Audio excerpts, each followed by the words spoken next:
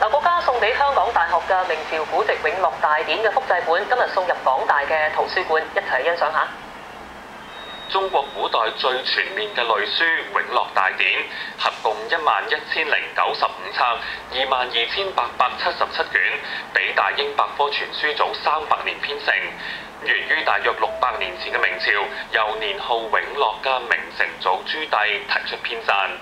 明成祖咧，即係朱棣啊，佢係喺個側嗰度咧搶咗個皇帝嘅位，咁啊為咗要轉移百姓嘅視線咧，因此佢就大修文字，輯書修書。永樂大典收集範圍廣泛，包括天文、地理、文藝、科學、哲學、宗教，內容係從7、8千本古書，包括《史記》、《禮記》等名著抄出嚟㗎。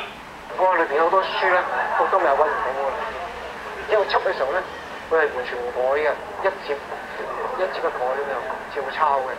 咁跟住嗰啲永樂大典咧，就可以睇翻原來點樣濕咗嘅書咧，再輯翻出嚟就好有用。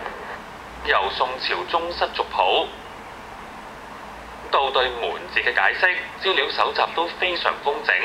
門字嘅寫法配合插圖，尺寸都有列明。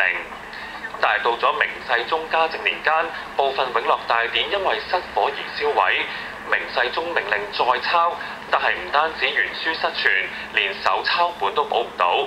有啲官員啊偷書出賣啊，咁啊又冇一部分啦，又再加上咧100個聯軍打北京啦，當時係燒咗，打到燒咗，咁又剩咗少數咧就係俾人搶咗。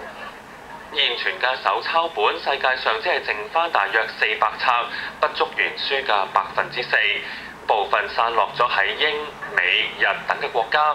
內地部門仲係喺度追尋緊散失咗喺民間嘅永樂大典。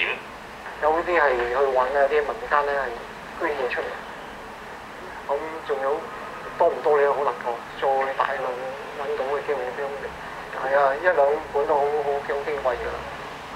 中國國家圖書館而家有221冊，今次港大獲贈嘅係其中163卷嘅複製本。無線電視記者蘇敬騰報導。